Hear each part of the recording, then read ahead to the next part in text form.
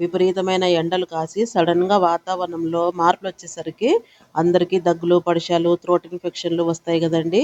అలాంటప్పుడు నేను చేస్తున్న కందిబ్యాళ్ళతో మిరియాల చారు గోరువెచ్చగా తాగిన అన్నంలో తిన్నా కొంచెం రిలీఫ్గా ఉంటుంది. ఫుల్ వీడియో డిస్క్రిప్షన్లో ఇస్తున్నాను, 2 చట్నీలతో చారు అనేసి.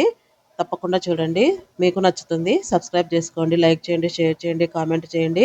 మరిన్ని మంచి రెసిపీస్తో వస్తుంటాను. Thanks for watching.